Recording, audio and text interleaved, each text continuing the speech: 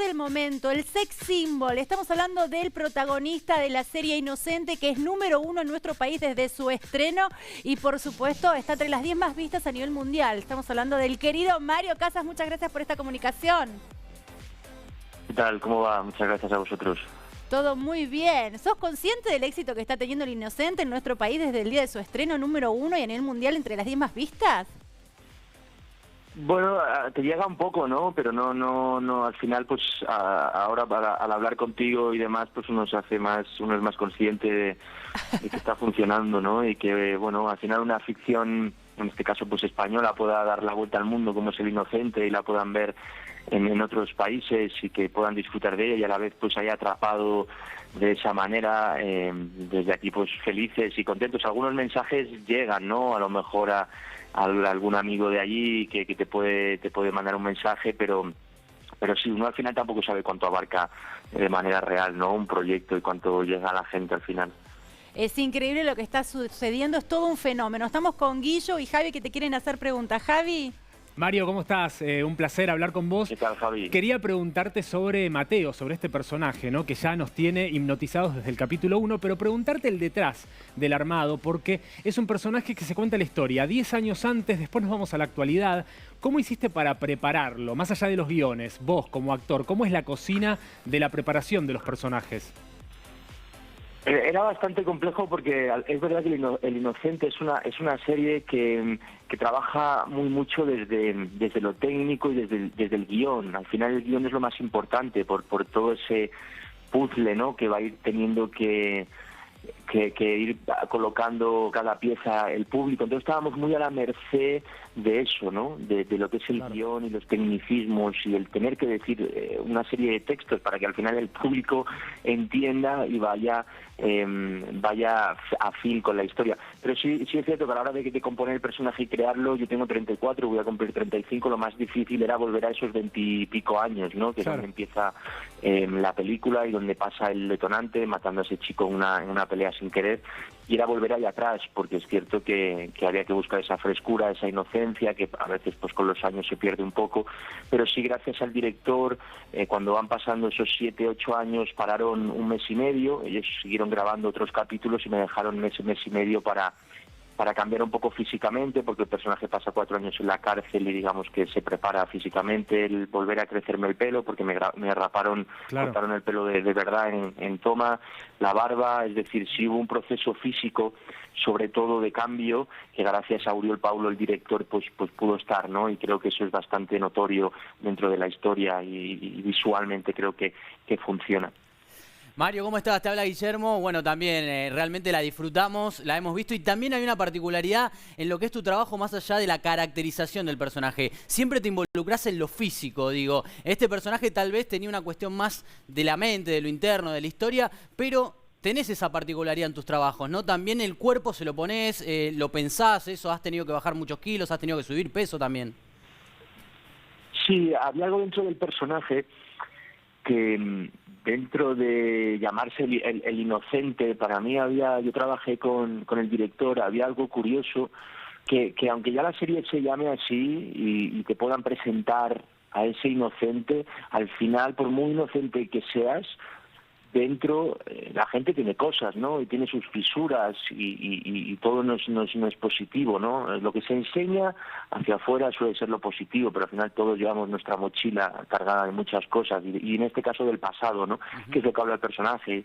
Y yo siempre se lo decía al director, yo veía un personaje que casi podríamos decir que está sumergido en una depresión, porque es alguien que al final ha matado a un chico sin querer, ha pasado 4 años en prisión, le ha muerto un hermano, le han muerto unos padres, la vida le vuelve a cambiar. Yo creo que es alguien muy opaco, es alguien con una mochila muy oscura dentro. Entonces, es cierto que yo siempre luchaba por ese camino, ¿no? Que puede parecer a la hora de seguirlo algo plano, puedo entenderlo, pero es que yo lo veía así, es decir, es alguien que, sí, se lo decía siempre, es alguien que está metido completamente para adentro y no sabe realmente qué es lo que le pasa, y a mí me parecía lo interesante, ¿no?, de este personaje, que qué está pensando, realmente es quien dice ser, todo lo que le ha pasado, realmente es tan inocente. O sea, había todo esa ambigüedad que a mí me parecía interesante en la mirada, ¿no? Y más o menos creo que está conseguido. Creo que sí es cierto que hay algo ahí en el personaje que constantemente está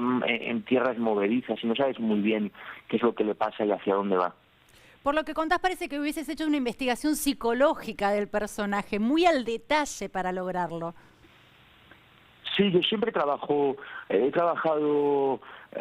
con psiquiatra, el cual le suelo pasar mis proyectos para hacer un análisis psicológico del tipo de persona que puede ser o lo que te puede suceder con esos impactos que vive el personaje desde el primer momento que se presenta, ¿no? ¿Qué sucede ahí? Porque al final yo no he vivido lo que le pasa. Después trabajo con un acting coach desde hace ya bastantes proyectos atrás, el cual trabajamos e intentamos analizar desde el primer momento todo. Sí, hay un trabajo muy de mesa que es necesario. Yo creo que al final los actores no es solo ponerse delante de la cámara, sino hay que llevar una propuesta, y a mí me gusta mucho. Al final pues me voy haciendo un poco más mayor y los directores pues me respetan también. Aquí en España no nos conocemos y respetan que lleve una propuesta, y al final si tú llevas una propuesta real, llevas una propuesta con trabajo detrás, analizando todo, y vas con una idea clara, yo creo que les ayudas también, y muchas veces pues te lo acaban comprando. Es verdad que una anécdota era que mi personaje hablaba mucho más en el guión, ¿no? Y yo al director, a Uri, que lo conozco ya de Contratiempo, somos amigos, le quitaba texto y le quitaba, y yo, Uri, es que yo creo que es un tío que habla poco, es un tío de pocas palabras. Ya, Mario, pero si no dices esto, no se va a entender lo otro, ¿no? Por eso hablaba de los tecnicismos y de lo importante que era el guión. Pero sí intenté limpiar mucho el texto, porque creo que es un personaje que no habla mucho. Sí, Mario, expresa más que habla. Total. Sí, discúlpame. Tengo dos preguntas para hacerte. Una que es muy rápida, pero tengo que hacértela porque todo el mundo me lo pregunta. Yo casi que evangelicé la serie para que la vean. La consulta es, sabemos que es una miniserie, sabemos que las miniseries son lo que nos cuentan, pero hemos visto algunos casos de éxito como Big Little Lies, que era una miniserie y de repente tuvieron que hacer una segunda temporada. ¿Hay posibilidad con lo que está pasando que esta miniserie tenga una segunda temporada o está cerrada? Pues no, o sea, supuestamente está cerrada. Claro. Yo lo que sé hasta ahora es que está cerrada. Además es una novela, la novela anónima de Harlan Coben, y nosotros la hemos hecho así. Yo la he hecho así porque además había algo que a mí me gustan mucho las series cerradas, ¿no? A mí me gustan mucho series de 1, 2 temporadas, son las series que más me gustan, porque creo que después muchas veces rizamos el rizo y se pierde el hilo o la sorpresa de lo que nos produjo en esa primera, segunda temporada. Entonces por eso la hice también. A mí a veces pues sumergirme en series que te dicen 4, 5, 6 temporadas, a mí me cuesta un poco, ¿no? Entonces es cierto que me metí y me sumergí porque era una temporada. Pero bueno, al final, si de repente se convierte en un éxito, si la serie funciona y sigue funcionando, porque al final son los 10 primeros días y la serie sigue funcionando, pues quién sabe, ¿no? Claro. De repente viene Uri, te ofrece una vuelta de tuerca y pues hombre, pues al final te lo piensas, ¿no? Y trabajar con Uriol, Uriol es un pedazo de director y creo que trata muy bien el género, el thriller, sabe tocar esas teclas para mantener al público constantemente en suspense. Entonces, pues quién sabe, yo la puerta la tengo abierta. Total. Mario, y te quería preguntar esto, ¿no? Porque Mateo, el personaje, dice, nunca pensaste que podías nacer 2 veces. Te quiero preguntar con respecto a tu carrera, porque acá en Argentina vimos todo lo que hiciste. ¿Crees que en algún momento algún proyecto fue bisagra para que te vean de otra forma? Porque con No Matarás te llevaste un Goya, hay muchos proyectos un poquito más adultos a lo que quizás venías haciendo. ¿Sentís que hay uno puntual que fue la bisagra, el cambio en tu carrera? Para mí, al final, mi carrera, yo no tengo la objetividad que tienen o cómo te ven desde fuera, ¿no? No soy capaz de ver con el panorámico, con panorámica, como es realmente mi carrera, porque yo decidiendo proyecto tras proyecto y sin ver más allá.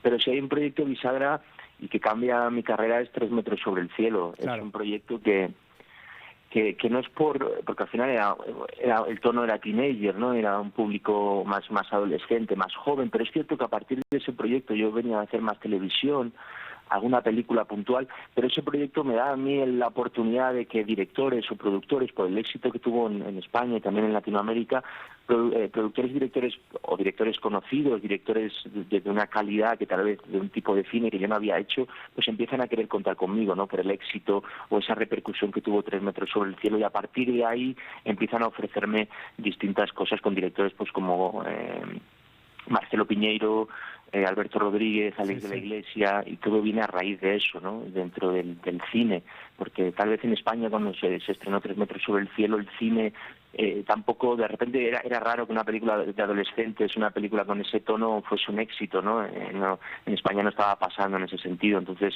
pues sí, yo creo que ahí fue el salto a poder hacer otras cosas. Totalmente. Mario, por último, sabemos que tenés muchas ganas de hacer comedia, ¿ya tenés un próximo proyecto relacionado al mismo? No, de momento no. De momento ando leyendo algunos guiones, dándole vueltas a... Bueno, sí tengo un proyecto que viene en meses, que es muy interesante y es, bueno, muy especial para mí.